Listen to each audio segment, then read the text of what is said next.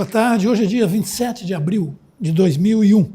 Esse texto que eu vou ler foi preparado para um seminário da Associação Juízes para a Democracia, que seria realizado em março de 2020, posteriormente transferido com otimismo para novembro e depois cancelado por imposição da pandemia. Embora redigido há mais de um ano, achei que deveria gravá-lo como homenagem aos magistrados da AJD, medularmente comprometidos com o Estado social e democrático de direito e com as formas jurídicas que o viabilizam, resistindo e remando contra a maré de fascismo punitivista que hoje nos assola. O título que atribuí à minha intervenção foi O Poder Punitivo e a Magistratura. A propedêutica do direito penal oferece ao iniciante algumas ciladas, cuja longa sobrevida sugere e disponham elas de alguma utilidade. Uma delas, bem simples e de fácil superação, está na ambivalência da expressão direito penal. Numa palestra proferida em 1971, Sebastian Soler chamava de equívoco o fato de tal expressão ser empregada tanto para designar uma parte do direito legislado como para designar a ciência do direito penal.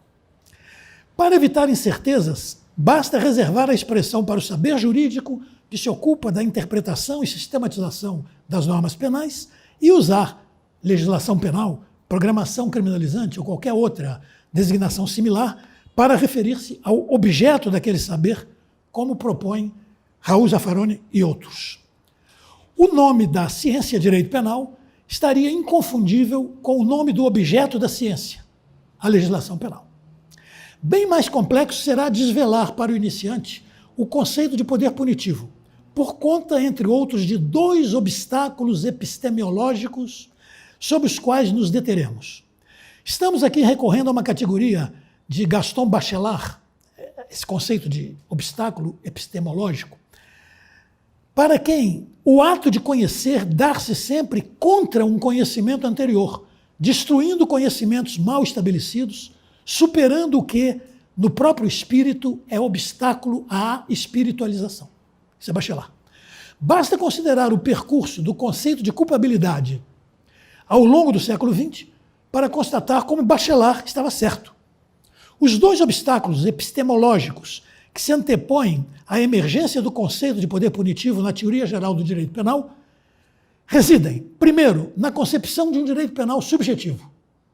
Segundo, na pretensão da teoria geral do processo para equalizar o penal ao civil. Ao contrário do que possa parecer, os dois obstáculos operam em regime de colaboração e se retroalimentam, como buscaremos perceber. A concepção de um direito penal subjetivo, no sentido de uma faculdade ou pretensão do Estado correlacionável à obrigação do réu de submeter-se à pena, é artificiosa e, a rigor, incompatível com o próprio Estado de Direito, respeitoso da estrita legalidade. Sim, se a lei penal deve ser aplicada nos exatos termos de seus comandos, sem ultrapassá-los, mas também sem eludi-los, as agências do sistema penal que as aplicam não exercem nenhuma faculdade, mas sim um poder, cuja regulamentação jurídica atrela sua realização concreta a um dever, daí resultando um poder-dever. Nos crimes de ação penal pública, a esmagadora deles nos dias de hoje, a polícia obrigatoriamente investiga, o Ministério Público obrigatoriamente propõe ação penal, ambos submetidos rigidamente às leis penais e processuais penais. Tampouco existe, como anotou Antolizei, qualquer dever do réu de submeter-se à pena. Ao contrário, é a ela submetido. Também Aníbal Bruno se escandalizava com ser a submissão do réu à pena tomada como cumprimento de uma obrigação jurídica. Aliás, o saudoso mestre pernambucano, em seu livro, intitulava o tópico correspondente da seguinte forma: do suposto direito penal subjetivo. Em suma, não existe, salvo em alguns manuais de direito penal, não existe um ius puniendi, mas sim existe uma potestas puniendi. Saudemos os tributaristas, que não perdem seu tempo com discursos ocos de legitimação do tributo e falam diretamente de um poder de tributar, como, por exemplo, Hugo de Brito Machado. Para ser tributarista, não é indispensável amar o tributo. É verdade que Hobbes mencionou um direito de punir que pertenceria ao soberano. Porém, tal direito proveria da transferência a ele, pelos súditos, de seu direito à autodefesa, incompreensivelmente travestido em direito de punir. Mas foi o próprio Hobbes quem, em passagem lapidar, deixou claro que o mal apelidado magistério penal não só exprime o exercício de um poder, mas representa o maior poder entre todos aqueles de que dispõe o soberano. Aspas para Hobbes. Portanto, como é necessário para a segurança dos particulares e, por conseguinte, para a paz comum, que o direito de usar o gládio do castigo seja transferido a algum homem ou conselho, necessariamente se entende que este tenha direito ao poder supremo na cidade, pois quem tem o direito de punir à sua discrição tem direito a compelir todos os homens a fazerem todas as coisas que ele próprio quiser, e não se pode imaginar poder maior que este. Isso é Hobbes, no Do Cidadão. Locke praticamente identifica poder punitivo com poder político, frisando mais de uma vez tratar-se de um poder destinado essencialmente à conservação da propriedade. Não existe direito de punir, mas existe um poder de punir, juridicamente regulamentado no Estado de Direito, que Hobbes assinalou como o maior entre todos. Conhecer a realidade social deste poder é encargo da criminologia e da política criminal, esta última concebida não como a legislação do futuro, como pretendia von List, nem como um direito penal dinâmico, como proposto por Assua, mas sim como a ciência política do poder punitivo. Quanto mais a política criminal aproximar-se da ciência política, mais equipada metodologicamente estará para a compreensão específica deste poder, maior entre todos, cujo exame histórico revela vertentes aterrorizadoras. Mas a domesticação normativa do poder punitivo, segundo os filtros da legalidade, da constitucionalidade e da racionalidade, constitui a indelegável tarefa do direito penal enquanto saber jurídico. Removido o primeiro obstáculo epistemológico à compreensão do poder punitivo, que reside na difundida concepção de um direito penal subjetivo estatal, concepção que encobre ideologicamente o claro exercício de poder estatal que temos na persecução e na execução penal, passemos ao segundo, acima referido como a pretensão da teoria geral do processo de equalizar o penal ao civil. Antes de mais nada, cumpre realçar o merecimento da produção teórica processual brasileira a partir daquilo que Ada Pellegrini Grinover chamou da Escola Paulista, Escola Processual de São Paulo. Não obstante, parece que a ficção do direito penal subjetivo é confortavelmente reciclada por categorias jurídicas processuais, o que leva muitos processualistas a insistirem nela. Tomemos um discípulo direto de Enrico Túlio Liebmann, e um discípulo especialmente talentoso, Frederico Marx. Ele sabia claramente que o Estado tem o direito de punir apenas nos casos expressamente determinados pelo direito objetivo. Ora, um direito que só pode ser exercido nos estritos casos previstos e sob rígidas condições estabelecidas em lei, somente no hospício poderia ser chamado de faculdade. Apesar disso, Frederico Marx considerava a objeção à existência de ius puniendi irrelevante e inconsistente. Abramos aquele livro seminal de 1974, que, em certo sentido, foi o estopim para a grande difusão da disciplina acadêmica que era também seu título, Teoria Geral do Processo, de Araújo Sintra, Ada Grinover e Cândido Dinamarco. Leiamos uma passagem explicativa das similaridades entre jurisdição penal e civil. Basta lembrar que o ilícito penal não difere em substância do ilícito civil, sendo diferente apenas a sanção que os caracteriza.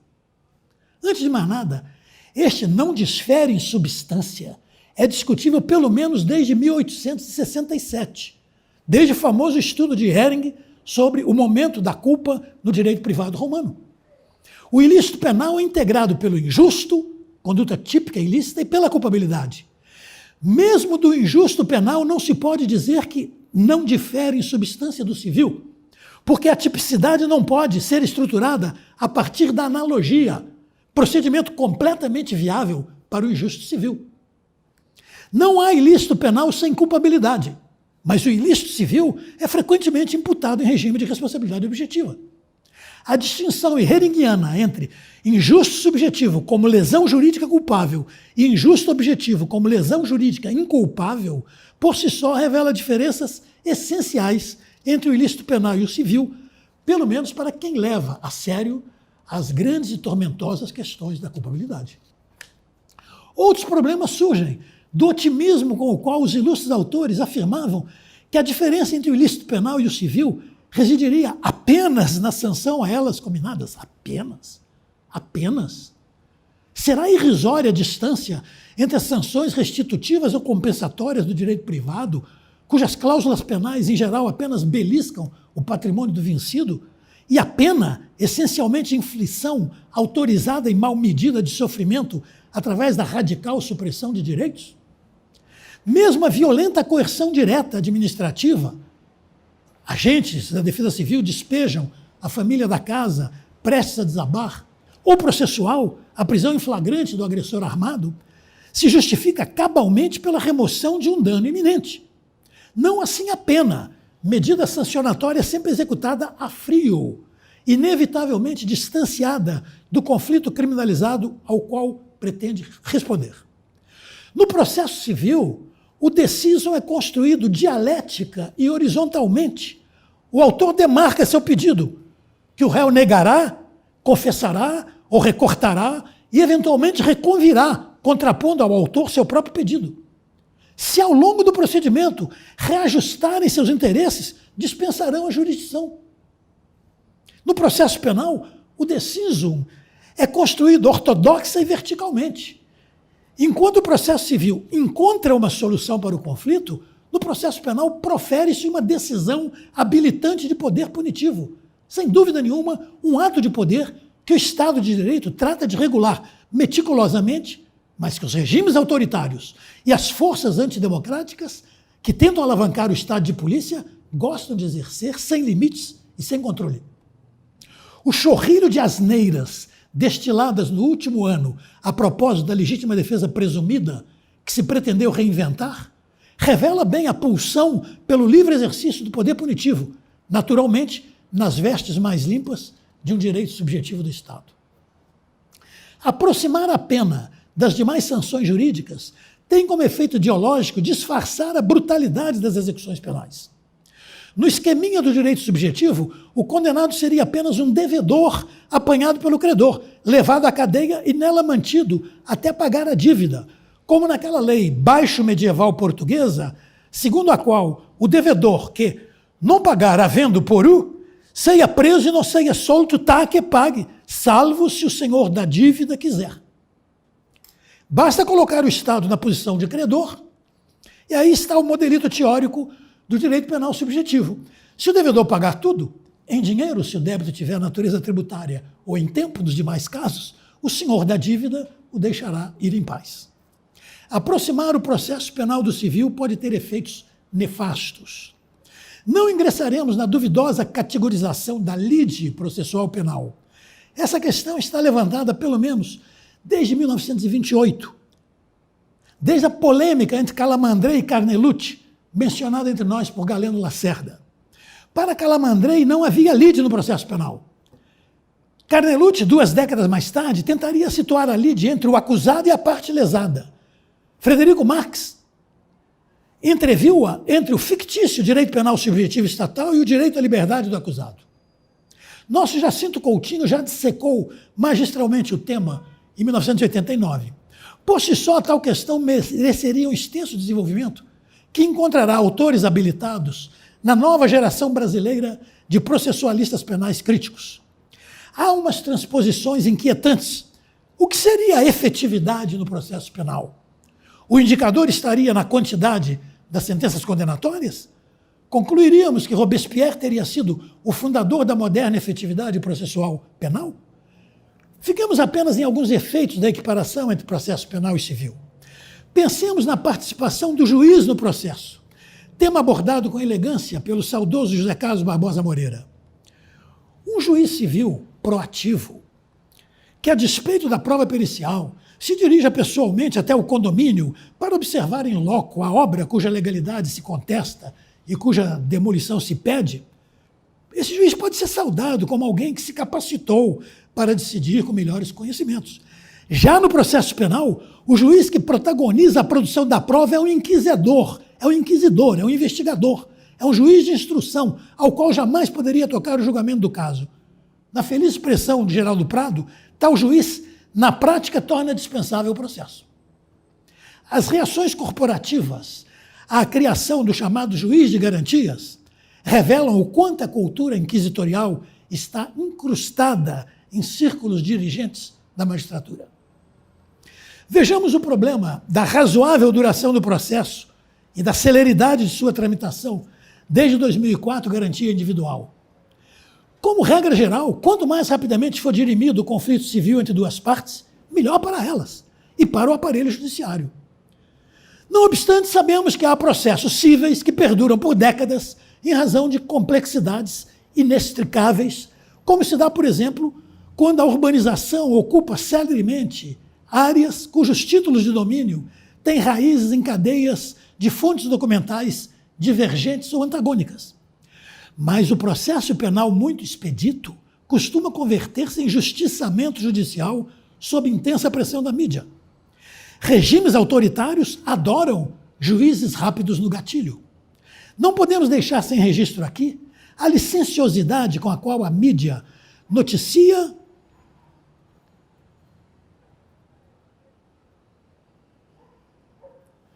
e opina sobre procedimentos criminais em andamento, em franca violação da presunção de inocência e do direito a um julgamento justo.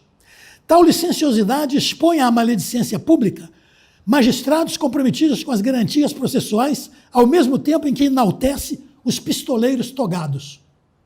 Tal licenciosidade é terminantemente proibida nos Estados Unidos. Fiquemos num só exemplo. Nos anos 50, o médico Sam Shepard foi acusado de espancar e matar sua esposa.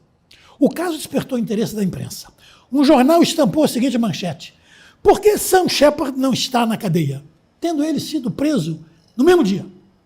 Julgado e condenado, dirigiu-se à Corte Suprema, que anulou a condenação pela interferência da mídia, afetando o direito a um julgamento justo.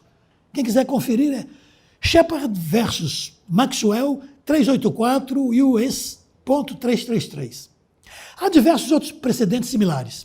Curiosamente, os partidários da importação incondicional de produtos jurídicos estadunidenses, como a cegueira deliberada, que não passa de ser a prima casca grossa do dolo eventual, neste único ponto preferem a prática brasileira. Ninguém quer impedir a mídia. O processo penal tem um tempo de amadurecimento, de consolidação da prova, da procura exaustiva de um contraindício que talvez reverta o sentido de um documento ou de uma gravação, da dissolução do escândalo sensacionalista que possa ter ocorrido na sua origem. Tribunais nazistas não pensavam assim. E há entre nós muita gente que continua não pensando assim. A reação à pretensão da teoria geral do processo de equalizar o penal ao civil já foi desencadeada por diversos representantes da nova geração brasileira de processualistas penais críticos. Todos nos lembramos do espirituoso artigo no qual Carnelucci comparava a ciência do processo penal à Cinderela, vivendo entre duas irmãs, belas e prósperas, que eram o direito penal e o processo civil, né? Sua infância e adolescência infelizes. Pois nosso Aurí Lopes Júnior já fez a pergunta decisiva: quando Cinderela terá suas próprias roupas? Afinal, prossegue, o processo penal possui suas categorias jurídicas próprias, sua diversidade inerente, e não mais se contenta em usar as vestes da irmã. Quando isso acontecer, estarão ruindo fragorosamente muitos daqueles mitos processuais penais dos quais se ocupou Rubens Casara. Superar os dois obstáculos epistemológicos tratados, essas duas ilusões teóricas que espolcam no ar como bolhas de sabão, significa reconhecer não apenas que o processo penal dispõe de peculiaridades impeditivas de sua completa assimilação ao civil e que não existe direito penal subjetivo, e sim poder punitivo, mas também que os procedimentos criminais constituem o canal burocrático para o exercício de um poder, do poder punitivo. Aqui se abre outra linha de investigação. Toda a formação penalística concebe a criminalização secundária, ou seja, a concreta atribuição de um delito a alguém, de uma perspectiva individualizante. Trata-se de um determinado sujeito, imputável e culpável, ao qual se aplicará uma pena individualizada. Em caso de concurso de agentes, cada um deles será individualizado, terá sua pena individualizada. Se, por um lado, isso responde às exigências do princípio da culpabilidade, por outro, tende a isolar o conflito de seu contexto histórico e social, até reduzi-la a um problema ético, com o auxílio do conceito de reprovabilidade que Frank, há mais de um século e em uma hora, incrustou na culpabilidade, e que fomenta frequentemente um moralismo vulgar. Perante a autonomia moral da pessoa, o juiz pode, aferidas tipicidade, ilicitude e culpabilidade em sua conduta, condenar o réu, jamais repreendê-lo ou pior, insultá-lo. A formação penalística, portanto, adestra-nos para olhar o caso isoladamente, como um biólogo atento à matéria na lâmina de seu microscópio.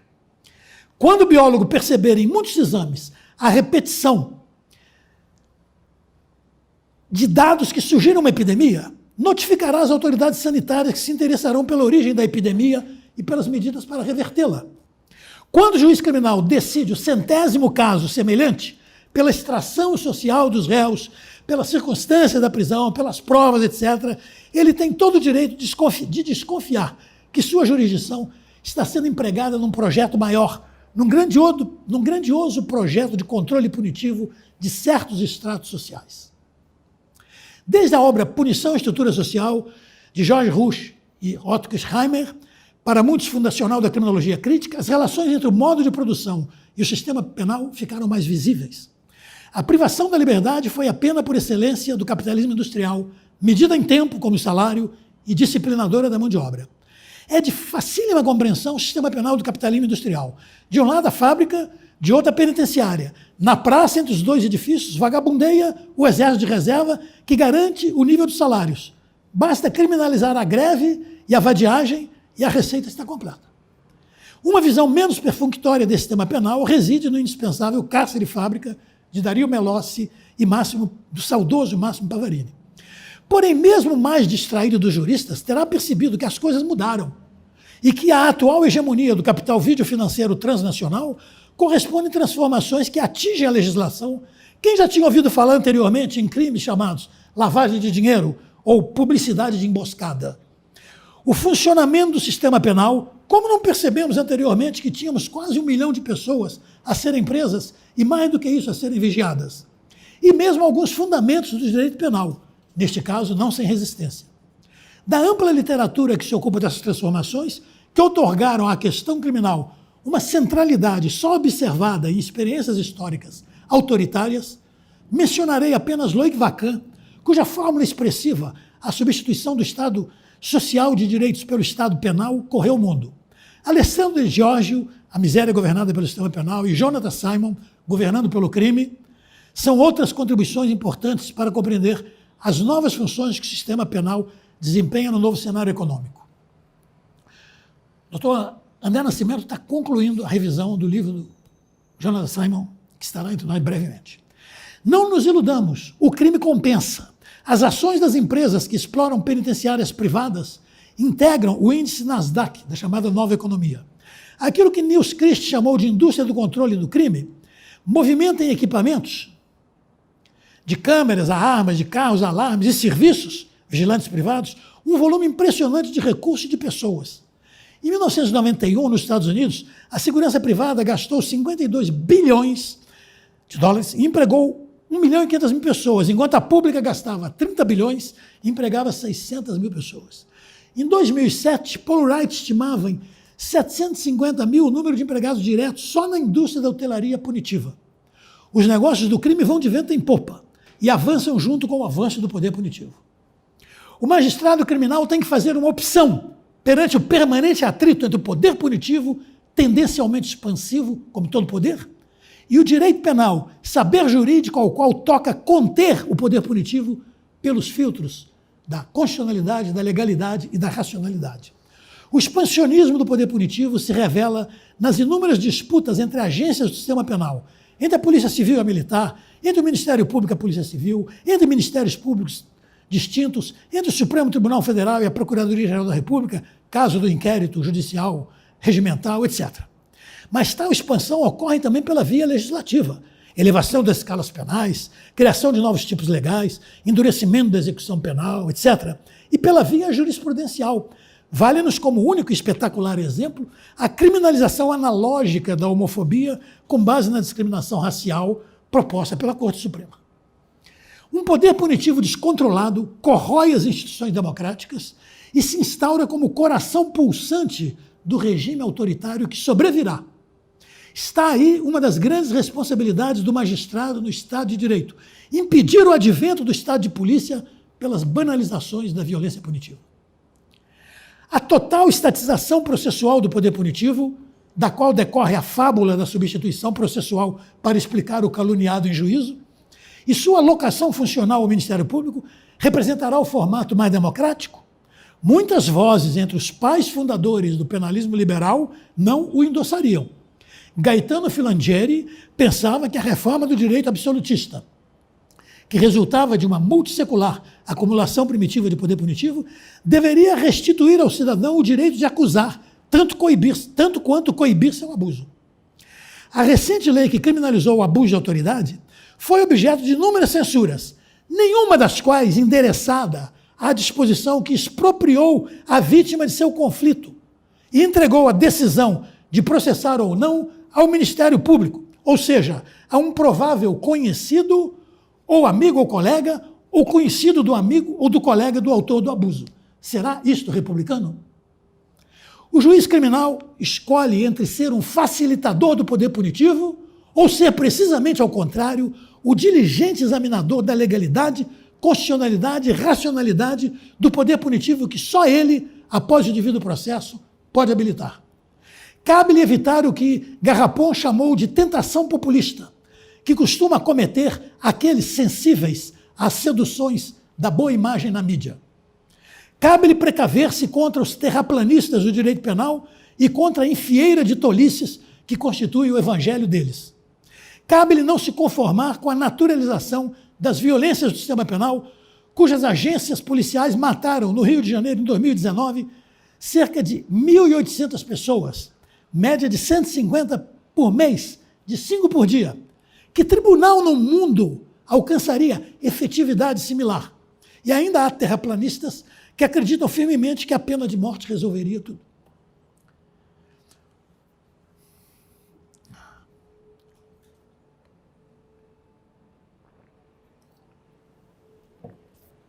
O ano passado, 2019, que esse texto foi escrito em janeiro de 2020, o ano passado não foi apenas de retrocesso e perplexidades.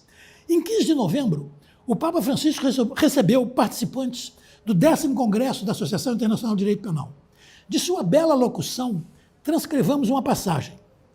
Concretamente, o desafio atual para todo penalista é conter a irracionalidade punitiva que se manifesta, entre outros inconvenientes, no encarceramento em massa, superlotação e tortura nas prisões, arbítrio e abuso das forças de segurança, expansão do âmbito da pena, criminalização dos protestos sociais, abuso da prisão preventiva e repúdio às elementares garantias penais e processuais. Bom, parece que se alguém é infalível em certa doutrina, no caso a católica apostólica romana, suas chances de acertar em outro corpo doutrinário são imensas. Encerremos com o estudo de um caso bem instrutivo, mas para desfrutar de todas as suas virtualidades pedagógicas, convém retroceder alguns séculos. Os Estados nacionais europeus foram politicamente viabilizados através de uma acumulação de poder punitivo que, a partir do século XIII, começa a concentrar-se na figura do rei. Tal acumulação se realizou às custas não só da vítima, cujo dano material começou a ser menos valorizado do que a infração à lei do soberano, mas também das justiças senhoriais, características do mundo feudal, do antigo dever-direito da vingança, do pater, que ainda exercia poder punitivo doméstico, do asilo eclesial e de outras fontes que, ora, não nos interessam. No último quartel do século XVI, o jurista e magistrado francês Jean Bodin publicou uma obra que não só fez enorme sucesso, alcançando 40 edições até a metade do século XVII, como se tornaria um clássico da ciência política moderna pela concepção algo inovadora de soberania que trazia ali. Chamava-se Os 6 Livros da República. O que aqui nos interessa, contudo, é uma passagem marginal, onde Bodin se detém sobre como deve o soberano manobrar as penas e as recompensas. Eila. Porém, como as penas em si são odiosas e as recompensas favoráveis, os príncipes bem esclarecidos se acostumaram a remeter as penas aos magistrados e reservar para si as recompensas, para adquirir o amor dos súditos e esquivar-se a sua malevolência. E esta é a causa pela qual os jurisconsultos e magistrados trataram amplamente das penas e bem pouco tocaram as recompensas. Ficamos com a pior parte, é claro, mas uma divisão política de funções estava selada. As formas de um direito da graça, de um Gnaderecht, em mãos do soberano, estavam concluídas nas monarquias absolutistas. Não significa isto que a graça não tenha existido na antiguidade, bastando nos recordar aquilo que Sêneca escreveu para seu discípulo, que já então era imperador. Qualquer um pode matar em desacordo com a lei, mas salvar uma vida em desacordo com a lei é a sua exclusiva prerrogativa, disse ao seu discípulo Sêneca. A Revolução Francesa, naturalmente, cassou tal poder ao rei, mas foi ele exercido por algumas assembleias e depois outorgado ao primeiro cônsul. Só em 1843 a competência se bipartiu, ficando a anistia para o legislativo e a graça para o executivo. Montesquieu enalteceu as propriedades políticas da clemência. Também Kant o fez, frisando ser ela, de todos os direitos do soberano, aquele que dá mais brilho à sua grandeza.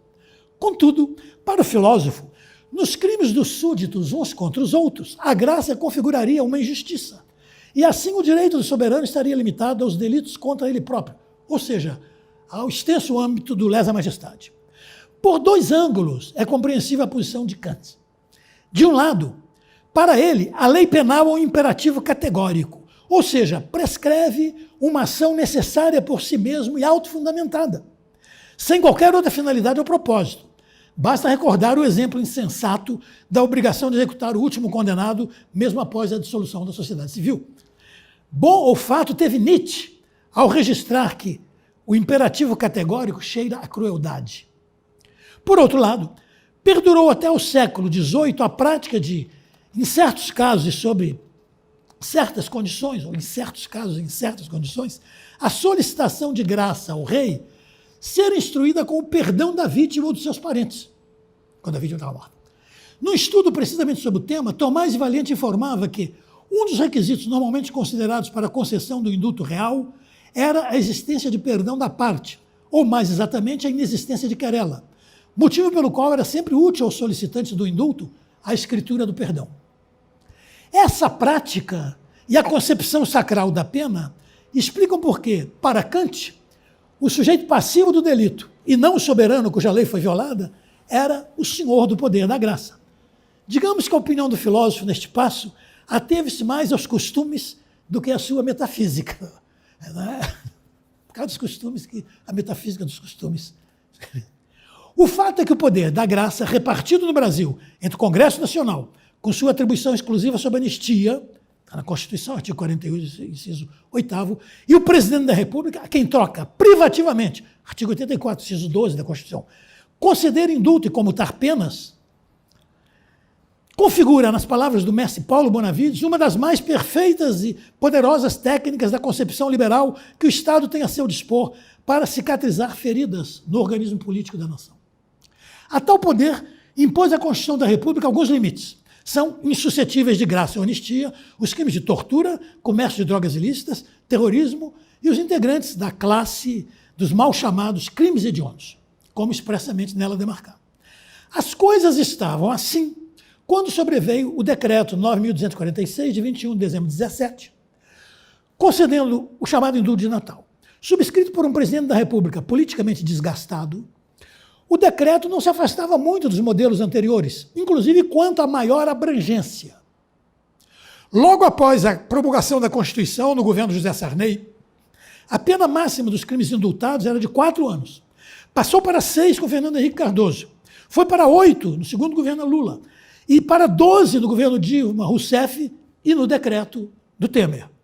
Havia, pois, uma tendência de suprimir tal requisito, talvez porque alguém no Conselho de Política Criminal e Penitenciária tenha chegado à brilhante conclusão de que condenados a penas longas não são menos merecedores de clemência do que condenados a penas menores, e quiçá mereçam mais. Talvez um iluminado lá. Também a exigência do tempo de privação da liberdade efetivamente cumprido para não reincidentes condenados por crimes sem violência ou grave ameaça caía no decreto para 1/5.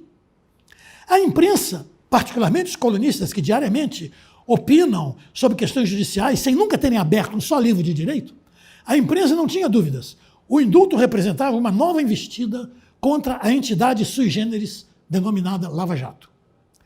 A Procuradoria-Geral da República propôs ação direta de inconstitucionalidade contra o decreto. Em sua inicial, reconhecendo, embora que o indulto é ato discricionário e privativo do presidente da República, frisava que tal discricionalidade deveria ser usada nos limites da Constituição. Bom, os únicos limites que o leitor minucioso da carta encontrará residem na vedação do indulto aos crimes expressamente arrolados no artigo 5º, inciso 43. E do fato de ter a Constituição proibida a concessão de indulto a estes, e apenas a estes, se podem extrair consequências importantes e bastante óbvias.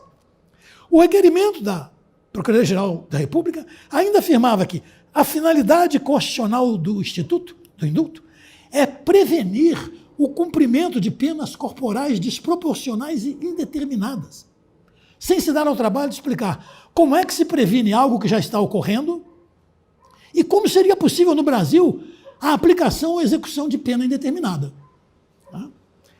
Para a Procuradoria-Geral da República, haveria um limite do indulto no livre exercício da função penal pelo Judiciário, elencando a seguir todos os objetivos proclamados pelas teorias legitimantes da pena e jamais demonstrados pela pesquisa empírica, inibir práticas semelhantes por outrem, reabilitar o infrator, toda essa baboseira, toda essa churumela infecunda e desmoralizada estava lá. Não fosse o bastante, a Procuradoria-Geral da República assegurava que o decreto incidia na vedação constitucional ao Poder Executivo para legislar sobre direito penal. Olha que asneira. E ainda violava os princípios constitucionais da separação dos poderes. Esse último argumento, só Freud dissecaria até o osso, porque quem estava tentando violar a separação de poderes era exatamente a Procuradoria-Geral da República. Como estávamos no recesso forense, foi o pedido de liminar submetido à presidência do Supremo Tribunal Federal, ocupado então pela eminente ministra Carmen Lúcia.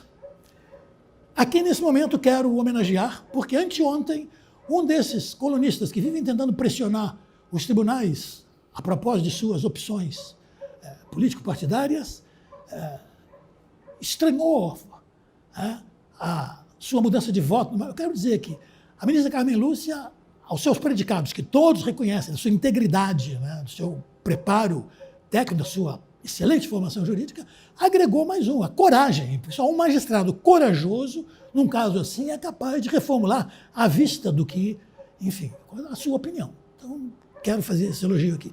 Mas seleciona no seu despacho uma passagem com o seguinte teor: indulto não é nem pode ser instrumento de impunidade. Essa palavra impunidade é um pouco marcada, não só por seu intenso uso jornalístico e político-partidário pelo mais arraigado conservadorismo, deve ser a mais empregada no parlamento pela bancada da bala, mas, sobretudo, pelo paradoxo de ser empregada quando a punição efetiva, que só pode ser aferida pelo número de condenados, vive entre nós sua maior ascensão histórica. Substituindo-a pela palavra impunibilidade, que dispõe de cidadania jurídico-penal, teríamos que indulto não é nem pode ser instrumento de impunibilidade. Mas ele não é outra coisa senão isto, e exatamente isto. Basta ler o Código Penal. Extingue-se a punibilidade pela anistia, graça ou indulto. Artigo 107, inciso 2º. Ora, se nem a graça, que veio ao mundo precisamente para isto, pode opor-se ao poder punitivo, nada pode fazê-lo. Muito menos qualquer princípio, como, por exemplo, os da legalidade, da culpabilidade, particularmente quando flexibilizados no pau de arara metodológico neoconstitucionalista. A Defensoria Pública do Estado do Rio de Janeiro dirigiu-se ao relator, o eminente ministro Luiz Roberto Barroso, demonstrando os efeitos catastróficos da suspensão de uma válvula que há 3 décadas estava incorporada à gestão penitenciária brasileira, com seus problemas drásticos de superlotação. O ilustre relator fez, então, uma espécie de revisão do decreto.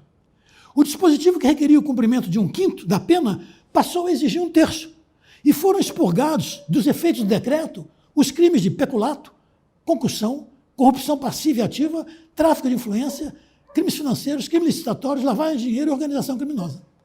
Qualquer semelhança com o cardápio criminalizante da entidade sui generis Lava Jato deve ser mera coincidência. Mas o que espanta aqui é como o relator superpõe suas convicções acerca do tempo de cumprimento da pena e dos delitos que não merecem, alcançados pelo indulto, às do presidente da República, ao qual competiria privativamente, como reza a Constituição, decidir sobre a matéria. Durante algum tempo vigorou entre nós um decreto redigido a 4 mãos, 2 do presidente da República e 2 do ministro da Corte Suprema. Num trecho de suas anotações para o voto oral, o ministro Roberto Barroso argumentou com o que chamou de exemplo aleatório, embora aparentemente nada tenha de aleatório. O deputado Eduardo Cunha, diz ele, foi condenado em 2º grau de jurisdição a uma pena de 14 anos e 6 meses e, portanto, seria beneficiado, o que não ocorreria com a exigência de 1/3 da pena cumpridos e o limite de 12 anos. E as dezenas de milhares de condenados a 14 anos e 6 meses fiquem assim alijados do indulto que seu colega célebre não pode receber por alguma razão que não está explicitada com clareza. O poder punitivo segue aqui o brado das torcidas belicosas nos estádios. Pega um, pega geral. Por maioria de votos, a Corte Suprema revogou a cautelar e julgou improcedente a ação direta de inconstitucionalidade, tendo liderado a divergência com extenso voto o eminente ministro Alexandre de Moraes. Antônio Manuel Espanha entreviu no poder da graça um resíduo daqueles anteriores poderes taumatúrgicos dos reis, sobre os quais Marc Bloch nos legou uma obra-prima. Se a sua opinião for correta, parte de nossa Corte Suprema neste episódio quase se aproximou da tradição dos soberanos que curavam escrófulas apenas impondo suas mãos aos pacientes súditos. Este caso tem características político-criminais únicas, porque revela como o poder punitivo, sempre à busca de expansão, naquele instante resolveu investir contra o poder de graça, seu ínfimo e residual oponente. Um olhar negativo sobre a clemência participou intensamente dos regimes autoritários do século XX. Em 1934, o lema dos juristas nazistas era: antes, nenhuma pena sem lei, agora, nenhum delito sem pena. Expressões similares não infestam hoje enormes setores das mídias sociais? A esperança de que a pena, que consiste nada mais nada menos na imposição de sofrimento a seres humanos, a esperança de que a pena seja um instrumento de transformação social, é um equívoco trágico, desmentido pela vocação conservadora que a pena historicamente sempre revelou. Infelizmente, muitos setores do campo progressista brasileiro não perceberam isto. Uma frente de luta que mereceria a adesão da magistratura democrática objetivaria uma alteração no artigo 107, inciso 9 do Código Penal, que contempla com extrema avareza o perdão judicial, restrito aos escassos casos previstos em lei. Lutemos por um dispositivo genérico que ponha nas mãos de quem exerce o poder punitivo a oportunidade de exercer clemência. Pense-se naquilo que os velhos penalistas chamavam de pena natural, já previsto entre nós, nos artigos 121, parágrafo 5º e 129, parágrafo 8º do Código Penal. O motorista que imprudentemente causa um acidente no qual morre o filho que o acompanhava precisa de sofrimento penal?